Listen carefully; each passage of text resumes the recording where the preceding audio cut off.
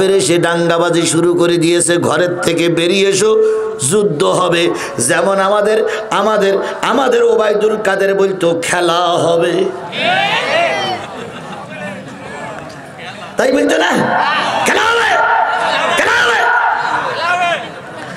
আবু সুফিয়ানের দল ময়দানে এসে ওই রকম হুমকি দিচ্ছে, কি হবে, খেলা হবে, খেলা হবে, খেলা হবে।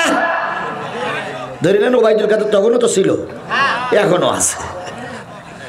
ওবায়দুল কাদের ওইটা হলো বড় ওবায়দুল কাদের, কথা বলেন ঠিক না ভাই? ঠিক। আর এইটা হলো ওদের পেতাত্তা, এরা কিন্তু অত বড় না, ওর পেতাত্তা।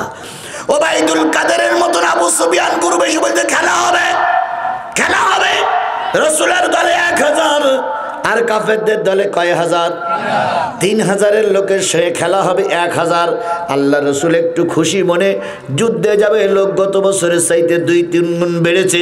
হঠাৎ করে একদিন সকালবেলা আল্লাহর নবী সংবাদ পাইলেন 300 লোক নিয়ে এক মৌলবী রাতারাতি কেটে পড়েছে। নাউজুবিল্লাহ বলবেন, নাউজুবিল্লাহ বলবেন, কি বলবেন? ভেবে চিনতে বললেন যেন আপনার দিক না আসে, ভেবে চিন্তাই বলেন যেন আপনার গায়ে না পড়ে। তাহলে 300 লোক নিয়ে যিনি যে টুপিওয়ালা কেটে পড়েছিলেন সেই টুপিওয়ালার নাম কি? আব্দুল্লাহ ইবনে উবাই। 300 লোক নিয়ে কেটে বলল, ওর মাথায় টুপি ছিল না, ছিল না? ওর মুখে দাড়ি ছিল কি ছিল না? ওর গায়ে জুব্বা ছিল কি ছিল না? তাহলে 300 লোক নিয়ে আব্দুল্লাহ বিন উবাই ইবনে সুলুল কেটে পড়ল যুদ্ধের ময়দানে যাবার মাত্র 2 দিন আগে। কয়দিন? আরো জোরে বলে, কয়দিন?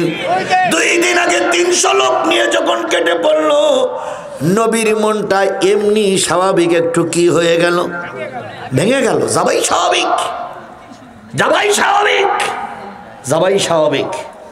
বলুন তো, আল্লামা সাঈদীর মৃত্যুর পরে আমরা ভেঙে পড়িনি, কিন্তু একটু মন খারাপ হয়নি আমাদের? জোরে বলেন, মন খারাপ হয়নি? হওয়াই স্বাভাবিক। এখানে যারা বিএনপির দলের লোক আছেন, যদি এখন খালেদা জিয়া তারেক জিয়া 2 জন একসঙ্গে মারা যায়, মন খারাপ হবে না? মন খারাপ হবে না? আজকে রাত্রি আল্লাহ না করুক, আল্লাহ না করুক, আল্লাহ না করুক, আজকে রাত্রি যদি সংবাদ পাওয়া যায় যে জামাতের আমি ডাক্তার মোহাম্মদ শফিকুর রহমানকে গুলি করে মেরে দেওয়া হয়েছে, মন খারাপ হবে কি হবে না? ইমানদাররা মন খারাপ করে বসে থাকে না, কিন্তু মন খারাপ হওয়াটাই স্বাভাবিক। আল্লাহ নবীর একটু মন খারাপ হয়ে গেলেন, নবী একটু চিন্তায় পড়লেন। সন্ধ্যাবেলায় যখন আল্লাহর নবী দুপুরের পরে যখন মসজিদে নববীতে আসলেন, হযরত ওমর বললেন, ইয়া রাসূলুল্লাহ, ঘরে যখন খাবার থাকে না, ছোট্ট ছোট্ট বাচ্চাগুলো যখন খাওয়ার যন্ত্রণায় মাকে কষ্ট দেয়, মা খুব বুদ্ধি করে ছোট বাচ্চাদেরকে মদিনার মসজিদে পাঠায়া দেয়। মদিনার মসজিদে আপনার মুখের দিকে তাকায় থাকে 3 দিন 4 দিন 5 দিন পর্যন্ত। 4-5 দিন পরে মা এসে পিছন দিক থেকে ডাকে, বাজান রে বাড়ি আয়, খেজুর আর পানির ব্যবস্থা হয়েছে। সন্তান বাইরে এসে বলে, আম্মু ফিরে যাও।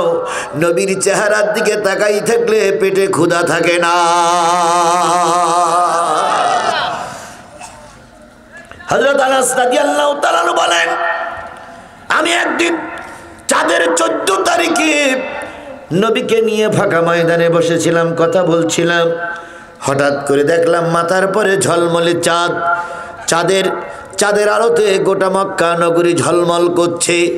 আমি চাঁদের দিকে তাকালাম, নবীজির চেহারার দিকে তাকালাম। চাঁদের ভিতরে কলঙ্কের ছাপ আছে, কিন্তু আমার নবীর চেহারায় কলঙ্কের ছাপ নাই। হযরত আয়েশা সিদ্দিকা রাদিয়াল্লাহু তাআলা আনহা বর্ণনা করেছেন, নবী যখন যুদ্ধের ময়দানে অথবা রাষ্ট্রের কাজকর্ম সেরে ফিরে আসতেন, আমি নবীকে কম্বল মুড়ি দিয়ে শোয়াই দিতাম। নবীর গায়ের জামা পরনের কাপড়গুলো সেলাই করতাম। সেলাই করতে করতে একসময় লণ্ঠনের তেল ফুরায় যেত। হাতের সুচটাও নিচে পড়ে যেত।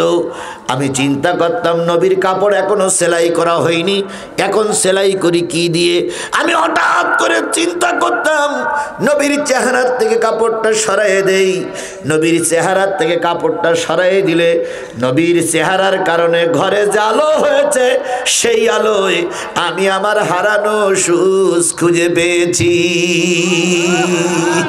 রাহমাতাল লিল আলামিন সরদারে আল কাউনাইন কমলেওয়ালা প্যারা নবী লওগো সালাম, লওগো সালাম। কমলেওয়ালা প্যারা নবী লওগো সালাম, লওগো সালাম। সেই নবী মদিনায় আসলেন। মদিনার মসজিদে আসার পরে সাহাবীরা দেখলেন নবীর মন খারাপ, কারণ এক হুজুর কয় হুজুর নিয়ে কেটে পড়েছে? মনে নেই, মনে নেই, মনে নেই? এক হুজুর কয় হুজুর নিয়ে কেটে পড়েছে? 300 হুজুর নিয়ে কেটে পড়েছে। ওমর তরবারি বের করে বলেন, ইয়া রাসূলুল্লাহ, মনটা খারাপ কেন ব্যাখ্যা করেন। নবীজি বললেন, শুনুনি, ইসলাম যখন প্রতিষ্ঠার দ্বার প্রান্তে, ঠিক সেই সময় এক মৌলবী 300 লোক নিয়ে কেটে পড়েছে।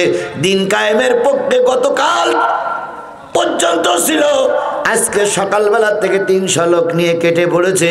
আলাদা মসজিদ তৈরি করবে, আলাদা জামাতে নামাজ পড়বে, আমার এখানে আসবে না, উহুদের ময়দানে যাবে না। ও আমার জাতি, শুধু ওয়াজ শুনলে চলবে না। আজকের এই সময় ধারণা করুন তো, ওই জাতের মৌলবী, ওই জাতের হুজুর, ওই জাতের টুপিওয়ালা আমাদের দেশে আছে না না?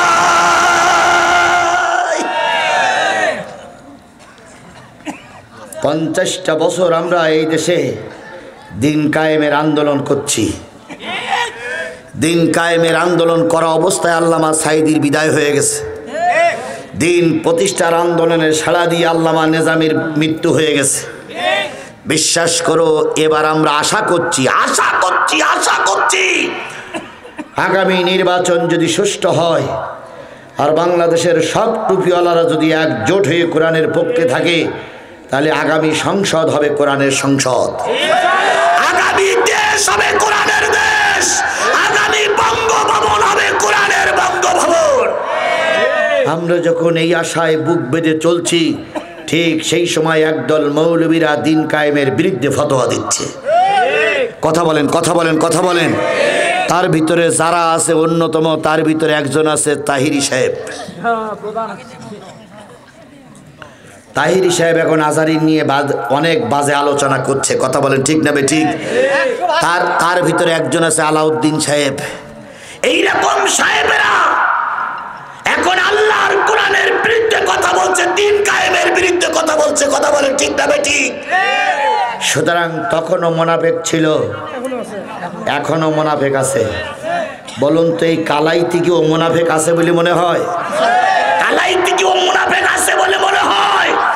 এই মজলিসে ওই মুনাফিকের চামচালাই বসে আমার ওয়াজ শুনতেছে। হাজারির মাহফিলে 15 লক্ষ লোক দেখে ওদের পেতাত্তা এখন জ্বলতেছে। ইসলাম যে কায়েম হয়ে গেল, ইসলাম যে কায়েম হয়ে গেল। সাঈদীর মেরিও তো দমন করা গেল না। সাঈদীর অবর্তমানে যে দেখতেছে আজহারি কাজ করছে, এখন আজহারির বিরুদ্ধে বিভিন্ন কথাবার্তা বলে আজহারিকে আবার এই দেশ থেকে বের করে দেওয়ার জন্য পায়তারা করছে একদল টুপিওয়ালারা, একদল নামাজিরা, একদল হুজুররা, একদল বক্তা নামক কলঙ্কিত মায়ের সন্তানেরা। আল্লাহ হয় ওদের হেদায়েত দেখ, নাই আল্লাহ ওদের ব্যবস্থা আল্লাহই করুক। আমরা জাতির জন্য বদদোয়া করব না। কার কাছে ছেড়ে দেব? আল্লাহ কিন্তু এখনো মারা যায়নি বলো ভাই। আল্লাহ বলো বয়সের কারণে অন্ধ হয়ে যায়নি। আল্লাহ বলো কানে কম শোনে না, কম শোনে। আল্লাহ কি কম দেখে? তাহলে আপনারা এখানে যে যা করতেছেন দেখতেছেন আল্লাহ। সাবধান, সাবধান, সাবধান। আল্লাহ ছাড় দেয় কিন্তু ছেড়ে দেয় না। আমার ভাইয়েরা, নবীজি আবার 700 লোক নিয়ে উহুদের ময়দানে গেলেন। ওই যুদ্ধে ব্যাপকভাবে মার খাইলেন। ওই ইতিহাস আপনার জানা আছে। রসুলের হেলমেট ভেঙে গেল, মাথায় ছিল লোহার টুপি, সেই লোহার টুপি ভেঙে গেল। তাহলে বোঝা যায় দিন কায়েমের জন্য মাঝে মাঝে লোহার টুপি পরাটা সুন্নত। দিন কায়েমের জন্য মাঝে মাঝে লোহার টুপি পরা কি? দিন কায়েমের জন্য মাঝে মাঝে লোহার জামা পরাটাও কি? শুধু এই টুপি সুন্নত নয়, এই জুব্বা সুন্নত নয়, মাঝে মাঝে লোহার টুপি পরাও, মাঝে মাঝে লোহার জামা পরাও। ও আমার জাতি, ও আমার কালাইয়ের মুসলমানেরা, আজকের এই মাহফিলে শপথ নিতে হবে, যদি আগামীতে দিন কায়েমের জন্য ময়দানে লোহার টুপি পরতে হয়, রাজি আছি? যদি আগামীতে দিন কায়েমের জন্য লোহার জামা পরতে হয়, রাজি আছি? যদি আগামীতে দিন কায়েমের জন্য কাপড়ের কাপড় বেঁধে আবার রাজপথে নামতে হয়, আবার যদি জেলখানা ভরতে হয়, আবার যদি সন্তানকে হারাতে হয়, সবকিছু করতে রাজি, কিন্তু জালেমদেরকে এই ক্ষমতার মস্তদে আর বসতে দিতে রাজি না।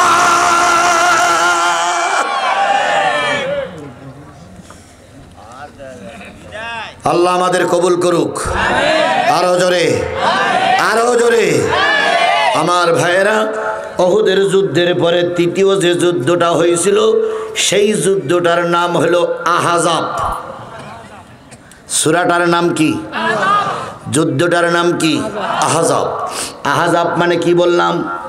শত্রু বাহিনী। আহজাব মানে কি বললাম? শত্রু বাহিনী। এই আহজাবের কয়টা আয়াত? যাচ্ছে দুইটা আহজাব।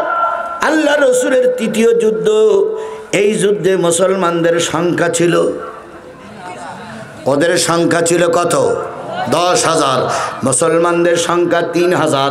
আল্লাহর নবী সাহাবীদেরকে নিয়ে পরিকল্পনা করলেন, এবার আর সমুখ্য যুদ্ধ হবে না, এবার কৌশলী যুদ্ধ হবে। কি যুদ্ধ হবে? কৌশলটা কি? মদিনার চারিপাশে খাল খনন করব, যাতে করে মদিনা কাফেরের আক্রমণ করতে না পারে। 3 পাশে খাল খনন করলেন, আর এক পাশে পাহাড়। ওই জায়গায় এসে কাফেরেরা যখন হুমকি ঝুমকি দিতে লাগলো, খাল পাড়িয়ে আসতে পারল না। 1 মাস হুমকি দেওয়া দেওয়া শুরু করলো। ওবায়দুল কাদেরের গ্রুপ কয় খেলা হবে, আর মুসলমানরা কয় খেলতি নামো, খালে নামো, তারপরে দেখি কতটুকু খেলতে পারো। আমরাও বলতাম খেলা আমরাও করতে রাজি, আমাদেরকে খেলতে দাও, কিন্তু ওরা আমাদের খেলতে দিত না, শুধু একা একাই খেলতো। আজ আমরা গোটা বাংলাদেশের 17 কোটি মানুষ শুধু বলতেছি আসো ভাই খেলি, কিন্তু ফাঁকা মাঠ পড়ি আছে, খেলো না।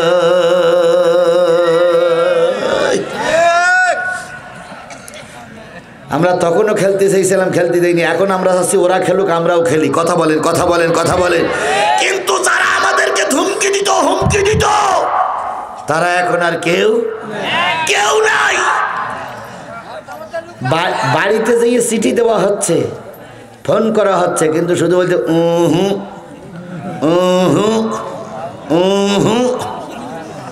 তার মানে আমরা যাবই না, যাবই না, যাবই না। আমার ভাইয়েরা, 2 গ্রুপের হুমকি। এক পর্যায়ে মাস পেরিয়ে গেল, কারোর জয়ও হলো না, পরাজয়ও হলো না, হেরেও গেল না, জিতেও গেল না। নবীজি বললেন, কেন এই যুদ্ধ জয় পরাজয় হচ্ছে না? নিশ্চয়ই আমাদের কোনো সুন্নতের ত্রুটি হচ্ছে। একটা সুন্নত মনে হয় ছেড়ে দিয়েছো। সাহাবীরা বললেন, কোন সুন্নত? কয় সবচেয়ে বড় সুন্নত হলো মেসওয়াক করা। কি করা? মেসওয়াক করা সুন্নত। আগামীকাল সকালবেলার আগে, তাহাজ্জুদের নামাজের আগে, সব জয়তুনির ডাল 1 হাত খান করে নেবা, 1 হাত করে জয়তুনির ডাল নেবা, যাতে করে যুদ্ধের ময়দানও কাজে লাগানো যায়। আর মেসওয়াক করবা। পরের দিন শেষ রাত্রি উঠে 3000 সাহাবী জয়তুনের ডাল দিয়ে মেসওয়াক করতেছে। এবার ও আবু সুফিয়ানের শত্রু বাহিনীর লোকেরা খালের কিনারায় এসে উকি মেরে দেখতেছে যে মুসলমানরা কিভাবে প্রস্তুতি নিচ্ছে আজকের যুদ্ধের জন্য। ওরা এসে দেখতেছে মুসলমানরা সব দাঁতে ধাত দিচ্ছে।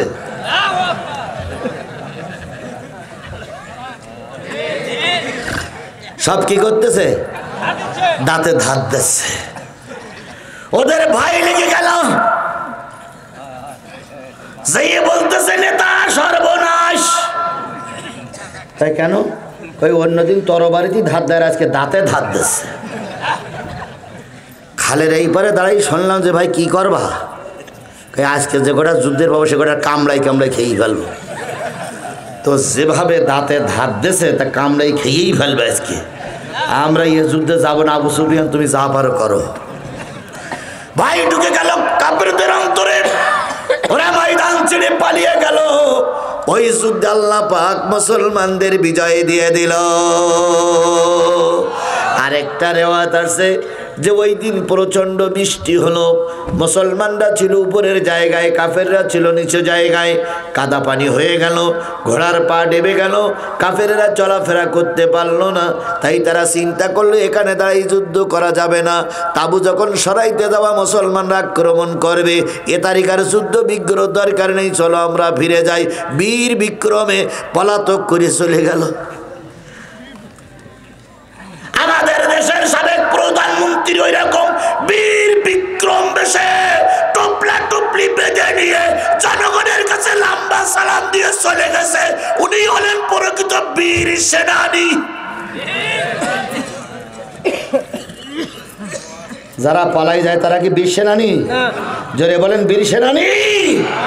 এরা হলো বিশ্ব কাপুরুষ, এরা হলো বিশ্ব কানারী। কথা বলেন, কথা বলেন, কথা বলেন। বাংলাদেশ জামাত ইসলামীর আলেমদেরকে হত্যা করা হয়েছিল, বাংলাদেশ জামাত ইসলামীর নেতাদের ফাঁসির কাস্টে ঝুলানো হয়েছিল, কিন্তু বাংলাদেশ জামাত ইসলামী ময়দান ছেড়ে দেয়নি। বিএনপির নেতা কর্মীদের ফাঁসির কাস্টে ঝুলানো হলো, দেশের থেকে বের করে দেওয়া হলো, কিন্তু বিএনপি কাপুরুষের মতন পালিয়ে যায়নি। আর ওনারা বলতেন আমরা পালাই না, অথচ ওরাই পালাই গেল। কথা বলে ঠিক না ঠিক? সুতরাং বীর পুরুষেরা ময়দান থেকে পালায় না, কাপুরুষেরাই ময়দান ছেড়ে পালিয়ে যায়। আপনারা বীর পুরুষ না কাপুরুষ? কিছু কিছু আছে বীর পুরুষ না কাপুরুষ, মাথা টাথা নিচু করে চুপচাপ বসে আছে, চিন্তা করতেছে হুজুর হিসাব বলতেছ কেন? এরাই হলো কাপুরুষ। কথা বলেন ঠিক না বেটি? এরা কাপুরুষ। একবার আপনি মনের কাছে চিন্তা করে দেখুন তো, 15টা বছর আপনাকে ভোট কেন্দ্রে যেতে দেয়নি। কথা বলেন, কথা বলেন। এটা কোন গণতন্ত্র? এটা কোন গণতন্ত্র? আমাকে ভোট দিতে দেন, তারপর আপনার মেজরিটি বেশি থাকলে আপনি ক্ষমতায় যান, কিন্তু আমাকে ভোট দিতে দেবেন না, ঘরের থেকে বেরোতে দেবেন না। ভোট কেন্দ্রে যাব, সব আমাদের বাড়ি ঘরে ঘিরে রেখেছে, খবরদার ভোট কেন্দ্রে গেলে কিন্তু ঠ্যাংগুড়ো করে ফেলবো। আবার কয় ওনারা গণতন্ত্রের মানুষ কর না, ওনারা গণতন্ত্রের অমানুষ কর না। ইয়েস, রাক্ষস কন্যা। আমার ভাইয়েরা, সুতরাং আগামী নির্বাচনে গণতন্ত্র ফিরে আসুক। আমাকে যারে ভালো লাগবে তারই আমি প্রার্থী করে ভোট দেব, তার দ্বারা এদেশে গণতন্ত্রে ফিরে আসুক। এটাকে আমরা চাই কি চাই না? আল্লাহ আমাদের পরে, দেশের পরে, সবার পরে রহমত নাজিল করুক। সকলে মিলে বলুন আমিন। তাহলে তৃতীয় যে যুদ্ধটার নাম, সেই যুদ্ধটার কি বললাম? আহজাব। আমার সূরাটার নাম কি? আহজাব। ওই আহজাব সূরা থেকে আমি 2টা আয়াত তেলাওয়াত করেছি। আয়াত প্রথম 66 থেকে তেলাওয়াত করেছিলাম। সবটার আলোচনা করতে যাই যদি তাহলে সব শেষ করতে পারবো না। এই জন্য শেষের 2টা আয়াত আল্লাহ বলতেছেন, ইয়া আইয়ুহাল্লাযীনা আমানু লা তাকুনু কাল্লাযীনা আযাউ মূসা। ওহে ইমানদারেরা, নবী উহুদের ময়দানে কয়শা লোক নিয়ে যুদ্ধে গিয়েছিলেন? আহজাবের যুদ্ধে রাসূলের কিছু সংখ্যক লোক মারা গেল।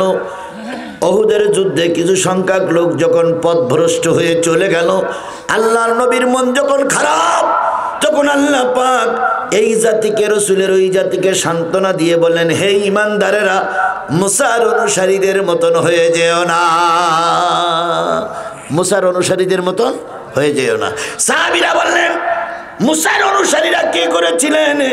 নবীজি বললেন, মুসা যখন মুসা যখন নীল নদ পাড়ি দিয়ে বর্তমান মিশরের থেকে পাড়ি দিয়ে সিরিয়ায় চলে গেল, সিরিয়ার একজন জবরদস্ত নেতা ছিল, বিরাট নেতা। ওই নেতার কাছে যখন আল্লাহ রসুলকে বলা হলো, মুসাকে বলা হলো যুদ্ধের ময়দানে যাও, তিনি সেনাবাহিনীর লোকদের পাঠাইছিলেন তাদের তথ্য আনার জন্য। ওই লোকদের তথ্য নিয়ে এসে বলল, আমরা এই বিশাল বাহিনীর সঙ্গে যুদ্ধ করতে পারবো না, মুসা তুমি আর তোমার আল্লাহ চলে যাও। আল্লাহ পাক বলতেছে, সেদিন মুসাকে বলা হয়েছিল তুমি আর তোমার আল্লাহ যুদ্ধ করো। ও সাহাবীরা, তোমরাও যেন মুসার অনুসারীদের মতন হয়ে যেও না, আল্লাহ রসুলকে ময়দানে ফেলে তোমরা যেন পালিয়ে যেও না। এবার বলুন তো মুসলমান